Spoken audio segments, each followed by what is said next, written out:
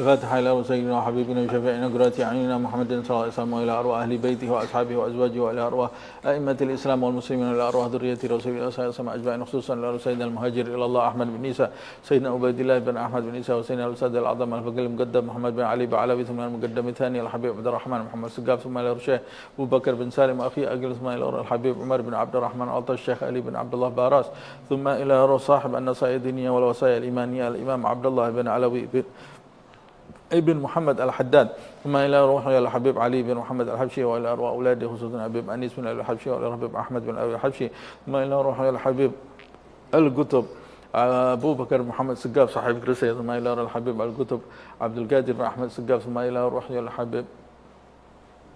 الحبيب صالح بن محسن الحامد، ثم إلى روح الحبيب علي بن جعفر الإدروس، ثم إلى روح الحبيب عبد الله بن محمد بن علي شهاب الدين، ثم إلى روح الحبيب حسن والحبيب سالم أبناء الحبيب عبد الله بن عمر الشاتري، ثم إلى روح الحبيب محمد بن علي المالكي، ثم إلى الحبيب محمد بن سالم بن حفيظ، وإلى الحبيب علي مشهور بن محمد بن سالم بن حفيظ، ثم إلى روح الحبيب أبو بكر عدني بن علي المشهور، ثم إلى روح كي هجي أحمد بن Guru Ali, ثم إلى روح Hajah Hanifah binti Haji Zainuddin, ثم إلى روح Kiai Haji Abdul Rahman bin Kiai Haji Ahmad, ثم إلى روح Haji Abdul Wahab bin Kiai Haji Ahmad, ثم إلى روح Hajah Siti Wardah binti Kiai Haji Ahmad, ثم إلى روح Fatimah binti Kiai Haji Ahmad, ثم إلى روح Haji Ahmad Dahlan bin Kiai Haji Ahmad, ثم إلى روح Ma'mun ابن كي هجي أحمد، ثم إلى روح كي هجي مصطفى بن هجي عبد الهادي، ثم إلى روح أخينا عثمان بن هجي عبد الحامد، ثم إلى أرواح أولياء الله من مشارق الأرض إلى مغربها وأصول المفرد منتسبين إليهم أجمعين،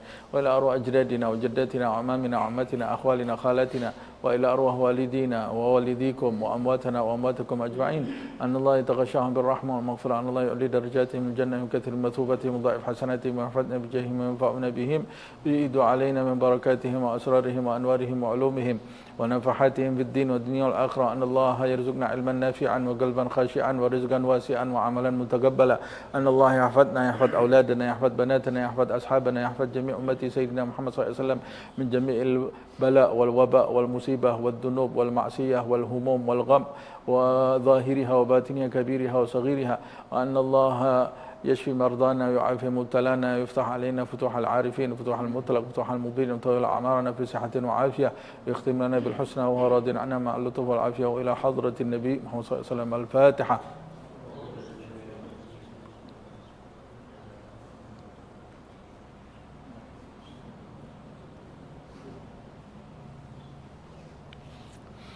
بسم الله الرحمن الرحيم. الحمد لله رب العالمين. اللهم صل وسلم على سيدنا محمد وعلى آل سيدنا محمد. نوينا التعلم والتعليم والتذكر والتذكير والنفع والانتفاع والإفادة والاستفادة والحث على التمسك بكتاب الله وسنة رسوله والدعاء إلى الهدى والدلالة على الخير ابتغاء وجه الله ومرضاته وقربه وثوابه سبحانه وتعالى. Kita lanjutkan kajian Kitab An-Nasaih Ad-Diniyah wal Wasaya Al-Imaniyah karya Al-Imam Abdullah ibn Alawi ibn Muhammad Al-Haddad. Kita sampai di halaman 338 paragraf terakhir ya. Ya, masih berkisar masalah hal-hal yang diharamkan dari makanan dan juga dari hasil nafkah untuk mencukupi hidup. Kita diperintahkan mencari jalan yang halal. Beliau Al-Imam Abdullah bin Ali Al-Haddad menjelaskan kepada kita bermacam-macam bentuk penghasilan yang diharamkan oleh Allah Subhanahu wa taala, dari mulai riba, kemudian monopoli, kemudian merampok, mencuri, dan hal-hal yang semacam itu. Begitu juga yang terakhir pembahasan kita mengenai pemungut pajak, itu ya, pemungut pajak karena dilandasi memuaskan kepentingan pribadi. Nah, atau pemungut pajak yang dilakukan oleh penguasa yang zalim. Nah, saya jelaskan di pertemuan yang lalu berbeda dengan pajak yang ada di negara, karena pajak yang ada di negara itu dipungut pajaknya, kemudian manfaatnya dikembalikan kepada rakyat. Nah, kecuali kalau yang memungut pajak itu walaupun teorinya dikembalikan kepada rakyat, tapi ternyata yang memungut pajak itu korupsi. Jadi seorang koruptor dia. Nah, kalau dia korupsi, maka hukum bagi dia sama seperti hukumnya orang yang memungut pajak untuk kepentingan pribadi dan berbuat zalim, dan hukumannya sangat berat sekali. Nabi sampai mengatakan la yadkhulul jannah sahib makas, tidak akan masuk ke dalam surga pemungut bea cukai atau pemungut pajak yang zalim.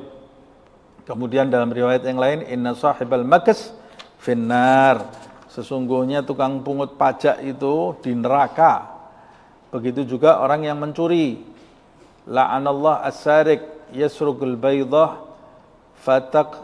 fataqatta yadah wa yasrigul habl fatuqta yaduhu. Dilaknat orang yang mencuri, walaupun mencuri telur. Nah, ini semua sudah kita bahas ini ya. Kemudian juga sumpah palsu, uang yang didapat dari hasil sumpah palsu. Wa amma iqtita' ghalal muallif wa nafa'ana bihi fid darain aman. Wa amma iqtita'u amwalil muslimin bil aymanil fajirah wa syahadatiz zur fadzalika minal kabair. Sedangkan memotong atau merampas harta orang Islam atau meraup, mengambil harta orang Islam pada khususnya orang Islam, tapi pada umumnya semua manusia. Nah, ini kenapa sih kok ditulisnya amwalil muslimin ya? Karena di negeri dia itu tidak ada orang selain orang Islam. Nah, tapi kalau bukan orang Islam berarti boleh kita rampok hartanya? Tidak boleh, sama saja. Khususnya lebih-lebih orang Islam. Siapa yang merampok atau mencuri atau memotong atau mengambil dengan cara yang tidak halal harta orang Islam bil aimanil fajirah, melalui sumpah al-fajirah. Sumpah al-fajirah yaitu sumpah palsu itu ya. Melalui sumpah palsu. Dia bersumpah atas nama Allah Subhanahu wa taala, tapi sumpahnya sumpah palsu demi mendapatkan uang atau harta orang. Umpamanya dia bersumpah, ya itu hartaku, saya bersumpah. Atau dia bersumpah, ya itu harta si fulan, saya bersumpah itu harta milik si fulan, umpamanya. Padahal dia tahu itu bukan harta miliknya si fulan. Dia bersumpah karena si fulan itu meminta dia untuk bersumpah, nanti kalau hartanya dipegang oleh dia, saya mau dikasih bagian. Padahal saya tahu itu sumpah saya ini sumpah yang palsu. Wa syahadatiz zur, kesaksian yang palsu juga, bersaksi atas sesuatu yang dia pada saat bersaksi itu dalam keadaan berdusta dan dia mendapatkan manfaat dari kesaksiannya tadi, sehingga melalui kesaksiannya dia bisa memakan harta orang lain, mendapatkan hasil dari harta orang lain dengan cara yang tidak benar. Fadzalika minal kabair, maka semua itu tergolong dosa yang besar. Wa fihi minal wa'idis syadid al-ha'il ma la yakhfa, dan di dalamnya terdapat ancaman yang pedih dan al-ha'il yang menakutkan. Ma la yakhfa, yang tidak tersembunyi. Maksudnya banyak riwayat yang menjelaskan tentang bahayanya orang yang bersaksi dengan kedustaan atau bersumpah palsu. Bersaksi atau bersumpah palsu untuk harta warisan, padahal dia tahu dia ini salah. Di dunia dia bisa menang perkara di pengadilan, rebutan harta warisan dengan keluarganya, dia bersaksi menghadirkan saksi-saksi yang palsu, sekongkol dengan saksi-saksi tadi, dan dia juga bersumpah dengan sumpah yang palsu. Di dunia dia mungkin bisa mendapatkan harta itu, tapi nanti di akhirat dia akan mendapatkan ancaman yang pedih dari Allah Subhanahu wa ta'ala. Qala alaihi salatu wassalam, Rasulullah sallallahu alaihi wasallam bersabda, "Man iqtata'a mala akhihil muslimi biyaminin fajiratin falyatabawwa maq'adahu minan nar." Kata Rasulullah SAW, barang siapa merampas harta saudaranya sesama muslim secara khususnya atau non muslim juga, biyaminin fajirah, dengan sumpah yang palsu, fal yatabawwa, maka dia telah menyediakan tempat duduk bagi dirinya sendiri di api neraka Allah Subhanahu wa ta'ala. Siapa yang bersumpah palsu, makan harta saudaranya melalui sumpah itu, dia sedang pesan kursi sama malaikat Malik buat dia duduk nanti di neraka. Na'udzubillah min dzalik. Kalau kita pesan kursi di dunia enak, cari yang enak. Ini pesan kursi buat dirinya di neraka. Kalau mau pesan kursi di surga nanti yang enak. Ini pesan kursi buat di neraka. Buatkan satu buat saya, kursi di neraka. Na'udzubillah min dzalik. Wa qala alaihi salatu wassalam, Rasulullah sallallahu alaihi wasallam bersabda, "Man halafa ala malim ri'in muslimin bighairi haqqihi," siapa yang bersumpah atas harta seseorang muslim yang bukan haknya. Bukan haknya, dia bilang itu haknya. Sumpah dia. Karena tidak ada bukti, sumpah-sumpahan, ini berani sumpah, diserahkan oleh hakim, diambil harta tadi. Umpamanya orang di jalan pergi dengan kita, teman, ini kasusnya terjadi di masa Rasulullah SAW. Ternyata dia di tengah jalan dalam keadaan sakaratul maut. Dia pesan kepada dua temannya yang ada di situ, ini harta-harta saya hasil keuntungan dari perdagangan, satu kafilah ini ya, saya wasiatkan ke kamu, sampaikan ke keluarga saya yang ada di Madinah. Disampaikan semua hartanya kecuali ada satu bejana dari perak, disimpan oleh dua orang ini, kemudian dijual. Akhirnya saudaranya ini curiga. Nabi Muhammad SAW karena saudaranya curiga, setelah sholat asar Nabi memerintahkan dua orang ini untuk bersumpah bahwa dia tidak mengetahui bejana tadi.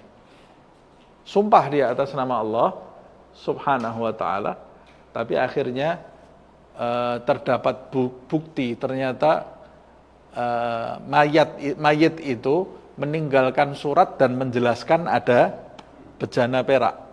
Akhirnya disampaikan ke Rasulullah SAW dan akhirnya mereka kemudian mengakui bahwa mereka itu berdusta.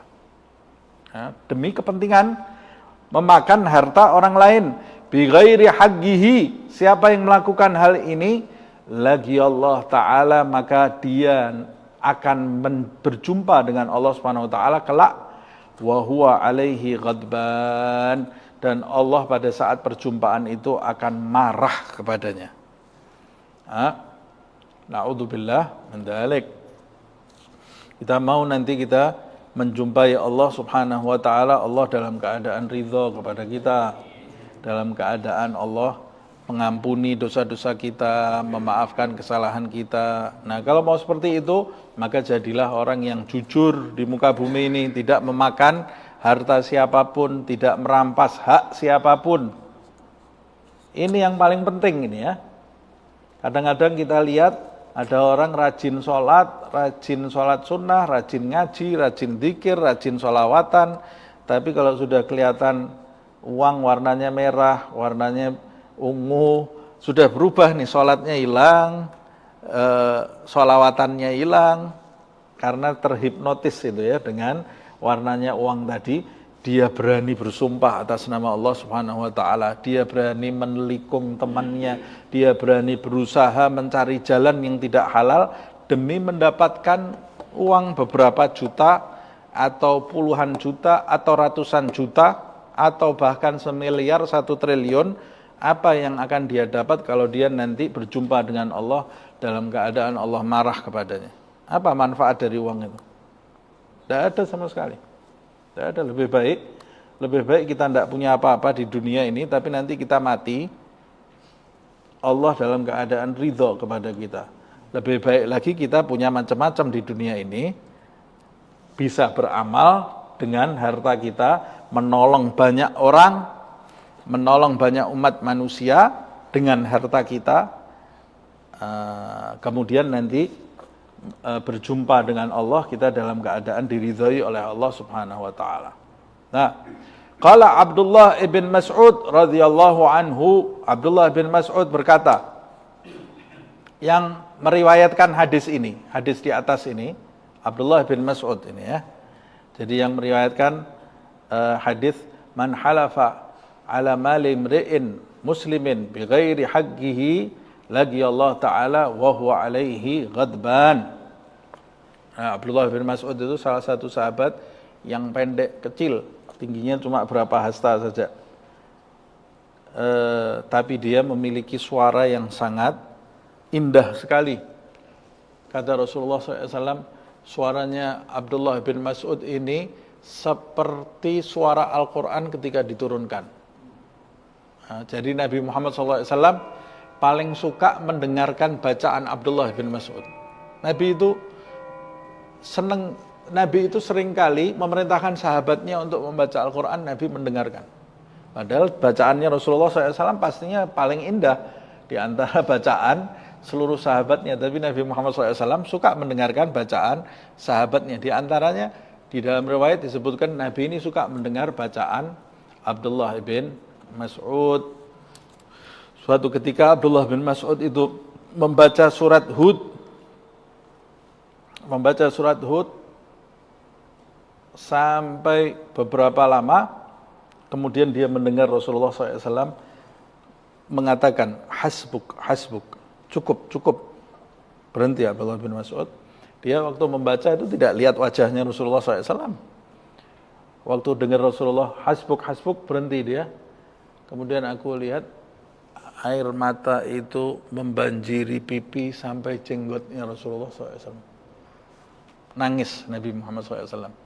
Kemudian Nabi mengatakan, syayyabatni Hud. Surat Hud itu menjadikan aku mendadak tua, kata Rasulullah SAW. Karena isinya di situ cerita tentang Rasul-Rasul dan umatnya dan bagaimana siksa Allah Subhanahu wa Ta'ala ditimpakan kepada umat terdahulu. Abdullah bin Mas'ud ini karena pendeknya, kecil sekali, disebutkan dalam riwayat, sampai disebutkan dia ini kalau mau memotek batang siwak itu dari pohon, padahal pohon siwak itu pendek-pendek itu ya. Dia itu kalau mau memotek siwak itu sampai jinjit gitu ya. Padahal pohon siwaknya itu sudah pendek sekali. Akhirnya suatu ketika ada beberapa orang mentertawakan Abdullah bin Mas'ud yang mau ngambil siwak tadi dalam keadaan kesulitan. Nabi Muhammad SAW mendengar itu, kemudian kata Rasulullah, demi Allah, 2 kaki Ibn Mas'ud itu lebih agung di sisi Allah daripada gunung Uhud. Lebih agung, lebih besar. Dan Abdullah bin Mas'ud ini salah satu sahabat yang selalu harum baunya dan selalu rapi penampilannya. Ketika ditanya oleh sahabat yang lain, kamu nih kenapa kok lain sendiri? Selalu harum bau kamu dan selalu rapi penampilan kamu. Iya, sebab saya punya tugas setiap hari yang membawakan sandalnya Rasulullah Sallallahu Alaihi Wasallam. Jadi Rasulullah kalau masuk ke masjid, Abdullah bin Mas'ud itu yang merapikan sandal Nabi Muhammad SAW. Sehingga Nabi ketika mau keluar sudah menyediakan sandalnya Rasulullah. Karena memegang sandalnya Nabi, dia ini mengagungkan sampai sandalnya diagungkan. Karena sandalnya Nabi ini saya pegang, gak pantas saya bau badannya, masam, bau badannya kecut. Kalau saya mau megang sandalnya Rasulullah SAW. Nah kalau sandalnya diagungkan, bagaimana dengan Rasulnya? Nah, itu sahabat, dulu tidak ada yang bilang syirik-syirik ya. Sandalnya Rasulullah SAW diagungkan oleh Abdullah bin Mas'ud. Kata para ulama, kenapa kok sandalnya Nabi Muhammad itu diagungkan? Iya, sandalnya Nabi itu lebih mulia daripada diri kita. Kenapa bisa seperti itu? Ya, sandalnya Nabi itu ikut Mi'raj bersama Allah, bersama Rasulullah SAW berjumpa dengan Allah Subhanahu wa ta'ala sampai ke hadirat yang tidak ada satu makhluk pun yang mengalami sampai di alam itu. sandalnya Nabi Muhammad SAW. Beda dengan Nabi Musa alaihissalam ketika mau berdialog dengan Allah Subhanahu wa taala di Bukit Tursina, Allah Subhanahu wa taala berfirman kepada Musa, "Ikhla'na 'alaika fa innaka bil wadil muqaddasi tuwa." Hei Musa, lepas sandal kamu, sesungguhnya kamu berada di Bukit Tua, Bukit Tursina. Padahal itu masih di alam sini nih ya. Nabi Musa ini suruh lepas sandalnya oleh Allah Subhanahu wa taala. Tapi Nabi Muhammad SAW menembus 7 langit ke alam yang tidak ada satu makhluk pun mencapai alam tersebut.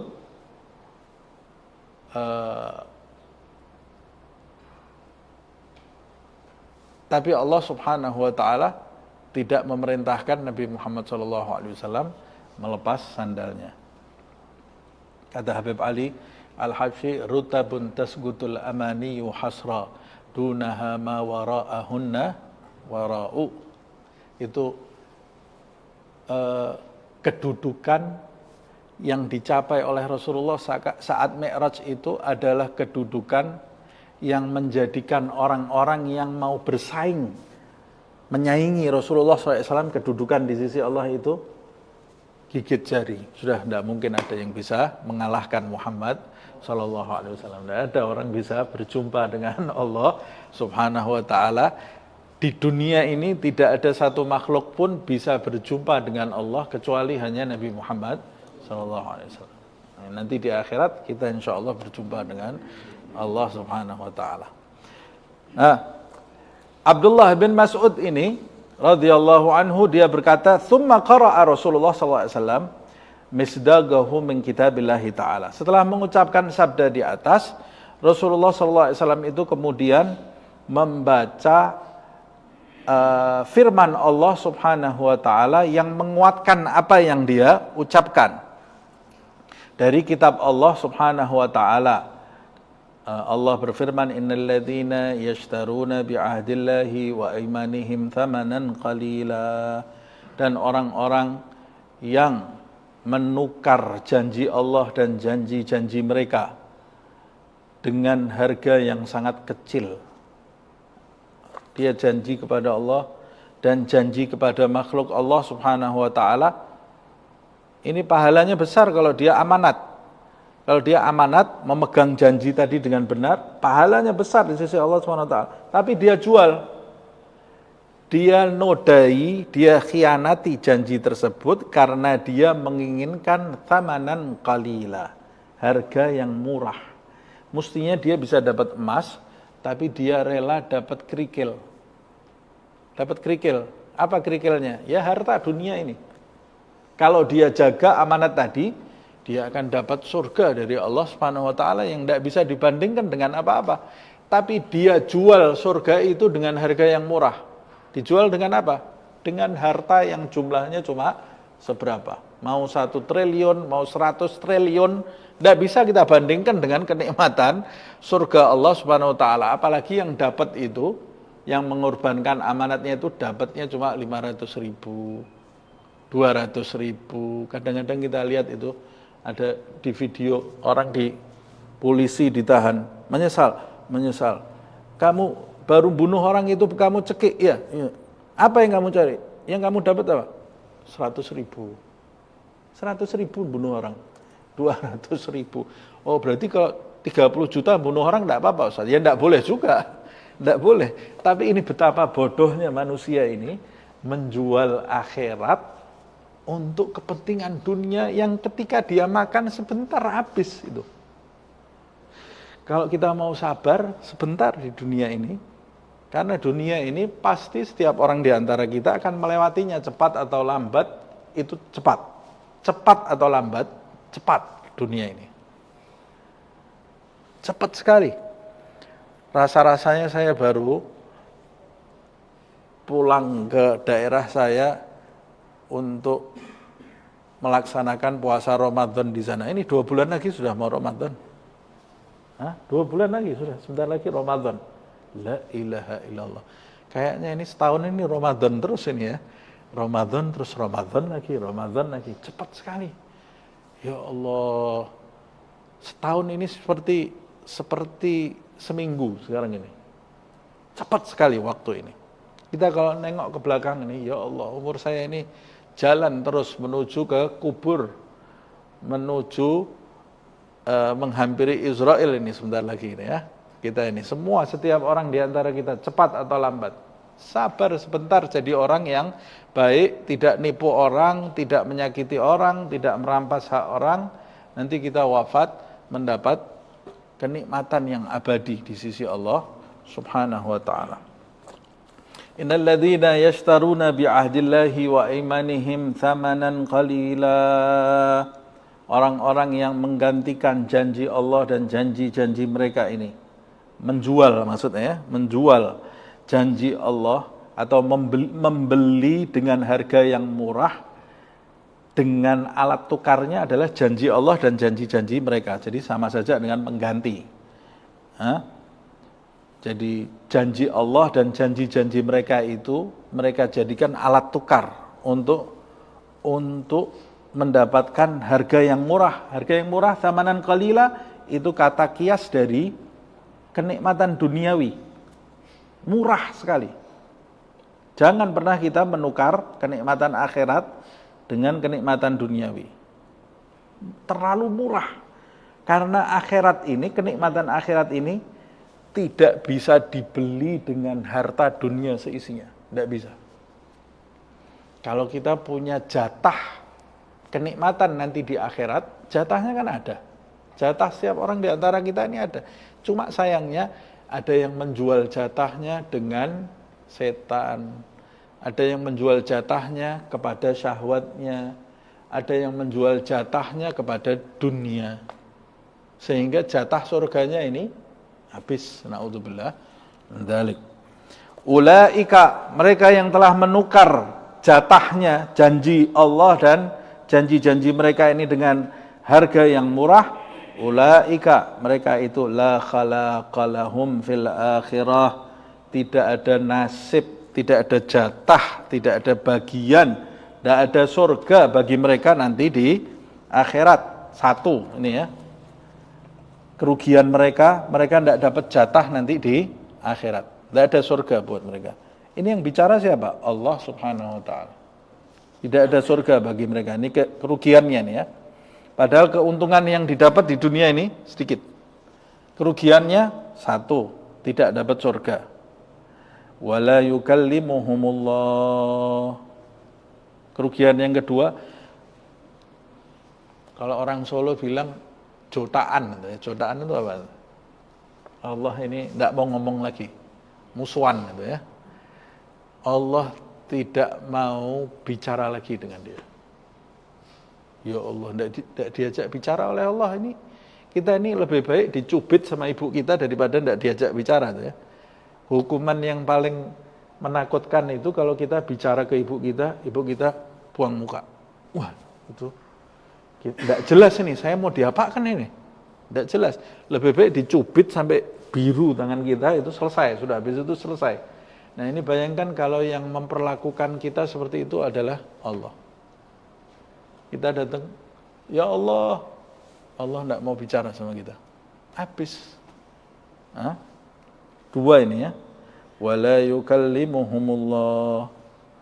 Yang ketiga, wala yanzuru ilaihim yaumal qiyamah.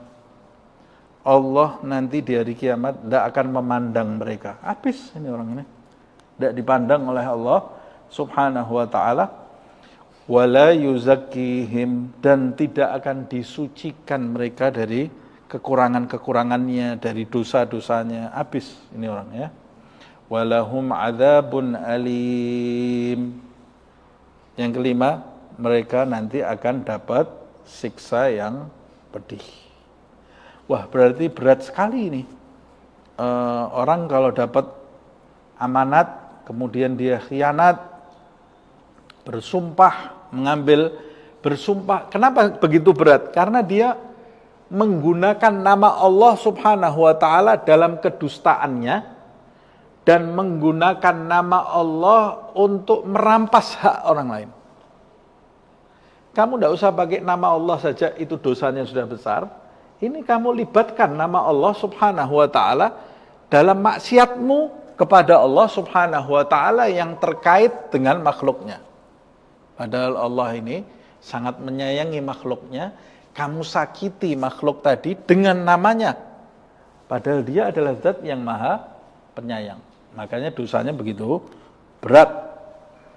Wa qala alaihi salatu wassalam, Rasulullah SAW bersabda, al-kabair, dosa-dosa besar itu, satu, al-isyraku billah, menyekutukan Allah, wa uququl walidaini, dan durhaka kepada orang tua. Hati-hati nih. Jangan sampai kita menyekutukan Allah. Oh, enggak mungkin Ustaz saya menyekutukan Allah. Selamat saya. Jangan durhaka kepada dua orang tua. Fala taqul lahuma uffin wala tanharhuma. Kata Allah Subhanahu wa taala, jangan kamu katakan jangan kamu bentak. Hati-hati yang masih punya orang tua, hati-hati, karena orang tuamu itu, kata Rasulullah SAW, baban. Orang tua itu, bapakmu, ibumu, itu adalah dua pintu. Babun ilal jannah au babun ilan nar. Pintu menuju ke surga atau pintu menuju ke neraka. Kalau ada orang yang masih punya orang tua, masih punya bapak, masih punya ibu, atau masih punya keduanya, kemudian dia perlakukan dengan baik, beruntung ini orang. Beruntung sekali. Tapi kalau ada orang punya orang tua di sekitarnya, dia perlakukan dengan tidak baik, ya Allah, ini bahaya nanti yang akan dia dapati, karena Nabi Muhammad SAW mensetarakan dosa besar yang kedua yang disebut setelah menyekutukan Allah, durhaka kepada orang tua. Dalam ayat juga seperti itu. Wa qadha rabbuka alla ta'budu illa iyyahu wa bil walidaini ihsana. Allah menetapkan agar kamu tidak menyembah selain Dia dan berbuat baiklah kepada kedua orang tua. Loh, orang tua saya tidak betul kok. Lah itu bukan urusan kamu. Karena perintahnya Allah Subhanahu wa taala bukan berbuat baiklah kepada orang tua yang baik. Tidak ada perintahnya seperti itu kan? Perintahnya tidak ada seperti itu. Tidak ada syarat, tanpa syarat. Berbuat baiklah kepada orang tuamu. Titik. Orang tua saya tidak betul. Urusan dia dengan Allah Subhanahu wa taala. Urusan saya dengan orang tua saya, diperintah Allah, saya harus berbakti. Kecuali kalau dia mengajak kita berbuat maksiat, harus kita tolak. Tapi itu pun dalam ayat yang lain Allah menjelaskan, kalau orang tuamu mengajak kamu menyekutukan kamu, fala tuti'huma, kata Allah, jangan kau ikuti. Tidak boleh mengikuti. Kalau diajak maksiat sama orang tua, jangan, saya mau bakti sama orang tua. Tidak boleh, tidak boleh. Bakti sama orang tua mengalahkan bakti kepada Allah, tidak diperbolehkan. Kalau orang tuamu mengajakmu berbuat maksiat, fala tuti'huma, jangan kau turuti. Wa sahibhuma fid dunya ma'rufa, tapi tetap kamu harus perlakukan dia dengan baik, walaupun orang tuamu itu mengajak kamu menyekutukan Allah. Nah, apalagi kalau orang tuanya muslim. Hati-hati. Jangan sampai kita menyakiti hati mereka, karena menyakiti hati mereka berarti kita sedang menutup jalan kebaikan di dalam hidup kita. Na'udzubillah min dzalik. Semoga Allah Subhanahu wa taala menjadikan kita anak-anak yang berbakti dan menjadikan orang tua kita orang tua yang membantu kita untuk berbakti kepada mereka. Rasulullah bilang, rahimallahu ra'an a'ana waladahu ala birrihi. Kata Rasulullah, semoga Allah merahmati seseorang yang membantu anaknya untuk berbakti kepada dirinya. Jadi orang tua itu harus membantu anaknya untuk berbakti kepada dirinya. Jangan sampai dia bentak, jangan sampai dia pukul, tapi dia bantu anaknya supaya mudah anak tadi berbakti kepada dirinya. Sebab ketika dia membantu anaknya berbakti, dia dapat doanya Rasulullah SAW. Rahimallahu ra'an a'ana waladahu ala birrihi. Yang kedua, kalau anaknya berbakti, dia yang dapat untung nanti di hadapan Allah Subhanahu wa taala. Kemudian yang ketiga, dosa besar yang ketiga, wal yaminil ghamus, sumpah al-ghamus. Ghamus itu artinya tenggelam gitu ya. Tapi yang dimaksud di sini adalah sumpah palsu. Sumpah palsu. Tapi kenapa Rasulullah menyebutnya sumpah yang menenggelamkan? Al-ghamus itu yang menenggelamkan, sumpah yang menenggelamkan.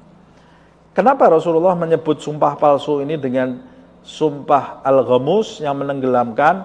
Qala al-Hafidz al-Mundhiri rahimahullah. Al-Hafidz al-Mundhiri, semoga Allah merahmatinya, dia menjelaskan, summiyatil yaminul ghamus ghamusan. Sumpah palsu itu dinamakan oleh Rasulullah SAW dengan ghamusan, menenggelamkan, li'annaha tughmis sahibaha fil ithmi fid dunya wa tughmisuhu fin nar fil akhirah, intaha. Na'udzubillah min dzalik. Rasulullah menamakannya dengan sumpah al-ghamus karena yaitu sumpah yang menenggelamkan, padahal maksudnya sumpah palsu, karena sumpah palsu itu akan menenggelamkan pelakunya dalam dosa di dunia ini dan menenggelamkan pelakunya nanti di akhirat di dalam api neraka Allah Subhanahu wa taala. Itu sebabnya Nabi mengatakan sumpah palsu itu dengan memberi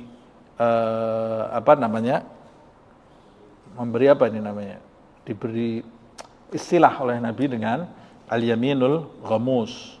Wal yaminul ghamus, apa yaminul ghamus itu? Sumpah palsu itu apa? Hiya allati yaqtati'u bihal insanu syai'an min mali akhihil muslim wa in kana dzalika syai'an yasira. Sumpah palsu itu adalah sumpah yang digunakan untuk merampas, digunakan oleh seseorang untuk merampas syai'an, bukan seluruhnya, sedikit atau sebagian dari harta saudaranya sesama muslim. Jadi yaminul ghamus adalah sumpah yang digunakan oleh seseorang untuk merampas sebagian dari harta saudaranya sesama muslim, pada khususnya, pada umumnya manusia siapapun, ya. Wa in kana dzalika syai'an yasira, walaupun yang didapat dari sumpahnya itu sesuatu yang sedikit sekali. Tidak banyak sebetulnya. Sumpah palsu untuk merampas harta orang lain yang dia dapat tidak banyak, 50.000. Syai'an yasiran, walaupun sedikit. Nah, hatta qala alaihi salatu wassalam, sampai Rasulullah SAW itu menjelaskan dalam sabdanya, walau ghadiban min araq, walaupun yang dia dapat itu hanya satu batang siwak dari pohon arok. Jadi saya sumpah, keuntungan yang kamu dapat dari sumpah apa? Cuma ini, siwak satu ini ya. Walaupun cuma satu siwak, itu nanti akan menenggelamkan kamu di dalam api neraka Allah Subhanahu wa taala. Nah, bagaimana kalau yang didapat itu 1 juta? Ya lebih banyak lagi, lebih tenggelam lagi kamu nanti di neraka ini. Yang kamu dapat nanti 10 juta. Ya lebih lama lagi dicelup malaikat ini. Yang kamu dapat 100 juta. Waduh, lebih lama. Yang kamu dapat 1 miliar. La ilaha illallah. 100 miliar. La ilaha illallah. Sumpah. Saya bersumpah. Saya mau jadi orang amanat. Bla bla bla bla bla. 1 kampung semua ditipu. Hartanya dimakan. Ya Allah, ini nanti dia bagaimana mempertanggungjawabkan di hadapan Allah Subhanahu wa taala. Hati-hati. Kalau tidak bisa jadi pejabat, tidak usah jadi pejabat. Sudah, lebih baik kita urus dagang sendiri yang jujur. Kalau tidak bisa dagang jujur, tidak usah dagang. Sudah, cari yang lain yang bisa menyelamatkan kita dari api Allah Subhanahu wa taala. Sampai kalau kelaparan kamu tidak punya apa-apa, lebih baik ambil tanah masuk ke mulut kamu tuh. Tidak apa-apa makan tanah. Tidak usah dipraktekkan betul ini, tapi istilahnya ambil pasir ini, masukkan ke mulut kamu nih, makan. Tidak enak kan makan tanah? Itu masih lebih baik daripada nanti mulut kamu dimasuki pohon zakum, buah zakum. Buahnya neraka itu.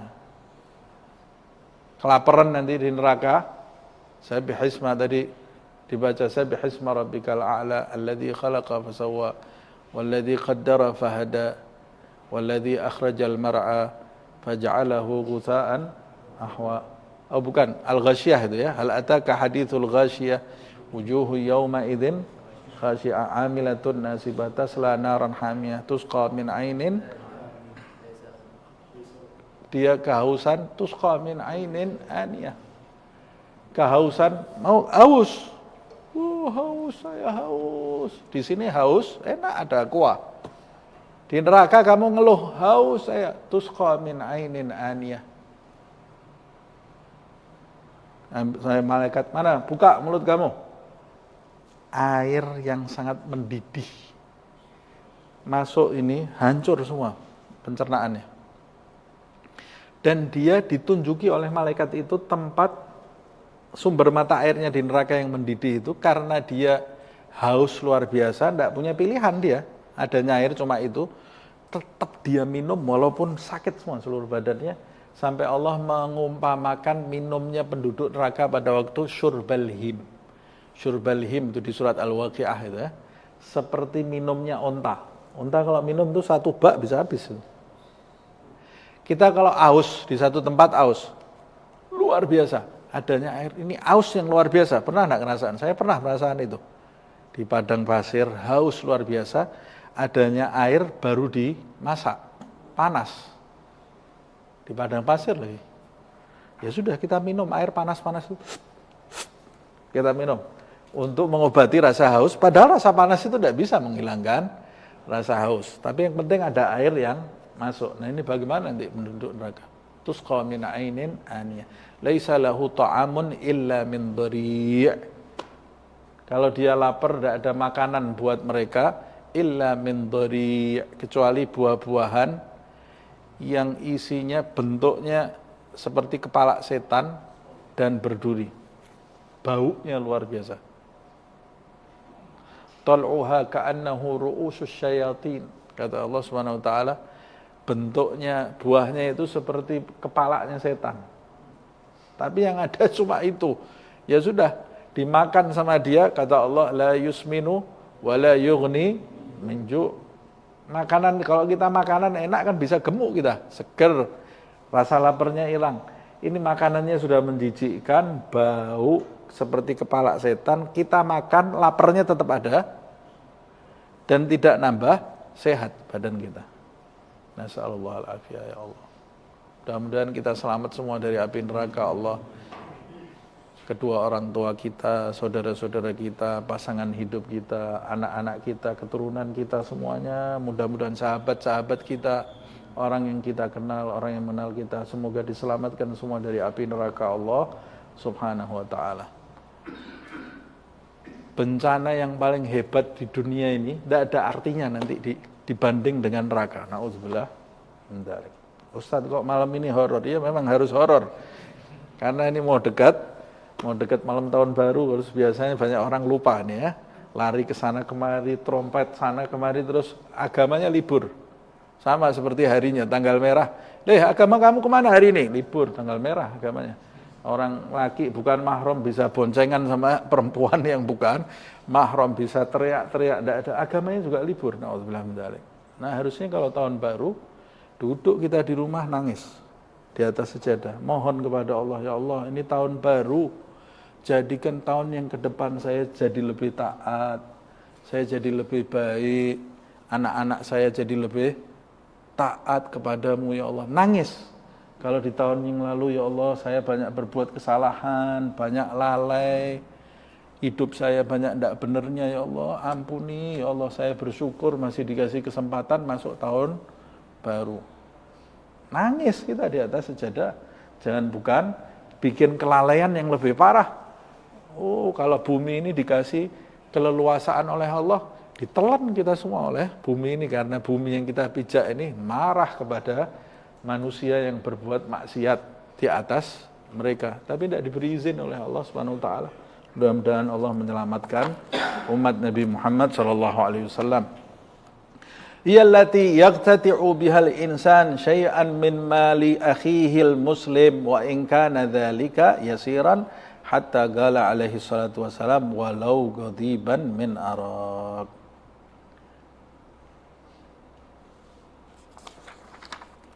Kita lanjutkan sedikit ya. Tadi soalnya mulainya 9/4, 8/4 ini. Wa amma al-iqtita'u min amwalin nas bi syahadati zur. Sedangkan merampas harta manusia dengan kesaksian yang palsu.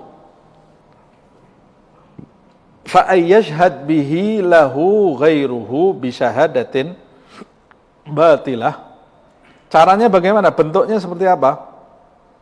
Ada seseorang yang bersaksi untuk dirinya, umpamanya saya mengatakan, umpamanya saya pemilik buku ini, saya katakan di depan hakim, nih saya pemilik buku ini. Nah berarti hakim minta ke saya, ada saksinya enggak, ini buku milik kamu? Berarti saya yang dipersaksikan, harus ada saksi yang menguatkan saya ini dipersaksikan. Nah, saya cari saksi. Saksinya ini orang yang saya kenal di belakang, saling bantu-membantu supaya nanti uang hasil buku ini kita bagi berdua. Atau bentuknya seperti apapun. Walaupun dia tidak dapat bagian umpamanya, tapi dia mau bersaksi palsu untuk saya. Orang ini tahu, ini lihat ini. Bisyahadatin batilah, dia bersaksi dengan kesaksian yang batil, yang dusta. Wa huwa ya'lam dzalika, dan dia tahu bahwa kesaksiannya ini dusta. Beda kalau dia tidak tahu. Dia setahu dia di depan hakim mengatakan betul itu milik dia. Setahu dia itu miliknya betul. Setahu dia. Tapi ternyata kejadian yang betul itu bukan milik dia. Nah, ini dia tidak tahu kok. Dia kan hanya bisa menghukumi yang lain. Tapi ini dia tahu bahwa ini bukan milik saya, dia ikut bersaksi. Betul, itu milik saya. Orang itu bersaksi, itu milik dia. Ya. Maksudnya milik saya. Gitu ya. Nah, orang yang bersaksi ini namanya syahid. Saya yang dipersaksikan namanya al-mashhud lahu. Wa huwa ya'lam dzalika wa yuriduhu. Dia tahu bahwa itu kedustaan dan dia menginginkan itu. Bukan dipaksa. Beda kalau orang tahu itu pertama tadi dia tahu, beda kalau tidak tahu. Yang kedua ada orang tahu tapi diancam. Kalau kamu tidak mau bersaksi untuk saya, bahwa ini milik saya, anakmu sekarang saya culik. Atau kamu nanti saya tembak. Atau kamu nanti saya sakiti keluarga kamu. Diancam. Takut dia. Takut akhirnya dia terpaksa bersumpah atau bersaksi palsu. Ini tidak masuk dalam kategori orang yang disiksa nanti. Walaupun tetap berdosa, kecuali kalau memang jiwanya betul-betul terancam. Orang kan tidak semua orang kuat gitu ya. Kemudian fayatsam, maka berdosa. Siapa yang berdosa? Al-mashhud lahu, yang dipersaksikan, yaitu saya tadi, yang mengaku bahwa ini kitab milik saya, wasyahid, dan saksi saya nih, dua-dua berdosa di hadapan Allah Subhanahu wa taala. Fayakunu syahid ala mithli dzalika mimman ba'a akhiratahu bidunya. Orang yang bersaksi seperti ini seperti orang yang menjual akhiratnya untuk kepentingan dunia wa ghairihi, atau yang selain itu. Wa syahadatu zur, Dan kesaksian palsu min akbaril kabair, termasuk dosa yang terbesar. Kama fil hadis as-sahih, seperti yang disebutkan di dalam hadis sahih. Wa qala alaihi salatu wassalam, Rasulullah SAW bersabda, adalat syahadatuz zur al-isyraka billah. Qalaha 3 marrat. Kata Rasulullah SAW, dosa kesaksian palsu itu setara dengan menyekutukan Allah Subhanahu wa taala. Nabi bersumpah mengucapkan ini sebanyak 3 kali. Jadi adalat syahadatuz zuri al-isyraka billah, adalat syahadatuz zuri al-isyraka billah sampai 3 kali. Nah, hati-hati dengan kesaksian. Nah, kalau orang yang bersaksi saja dosanya seperti ini, bagaimana dengan hakim yang memutuskan tidak adil? Waduh, dosanya lebih berat lagi. Wa qala alaihi salatu wassalam, Rasulullah SAW bersabda, la tazulu qadama syahidiz zuri hatta yujiballahu lahun nar. Na'udzubillah min dzalik. Belumlah berpindah telapak kaki seorang saksi yang dusta.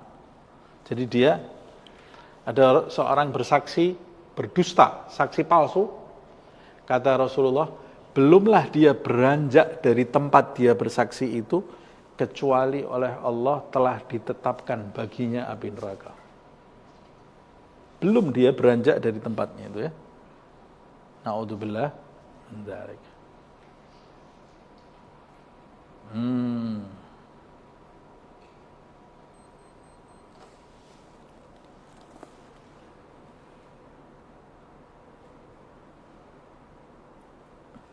Ya, saya kira sampai di sini. Insyaallah kita sambung di pertemuan yang akan datang. Panjang umur, sehat walafiat, selamat semuanya insyaallah. Selamat dari keburukan lahir, keburukan batin, selamat dari perbuatan maksiat, selamat dari menyakiti hamba Allah Subhanahu wa taala, dan diselamatkan kita dari kejahatan makhluk Allah Subhanahu wa taala. Dan semoga Allah Subhanahu wa taala mempertemukan kita di pertemuan yang akan datang dalam keadaan lebih baik kualitas kita di sisi Allah Subhanahu wa taala, diridhai oleh Allah Subhanahu wa taala, diampuni dosa-dosa kita, dirahmati oleh Allah Subhanahu wa taala. Amin ya rabbal alamin. Begitu juga yang melihat acara ini, yang membantu berjalannya acara ini, yang menyebarkan acara ini atau acara yang seperti ini. Begitu juga kedua orang kita semua, pasangan hidup kita, anak-anak kita, saudara-saudara kita, dan orang-orang yang kita kenal juga orang-orang yang mengenal kita. Amin ya rabbal alamin. Al-Fatihah.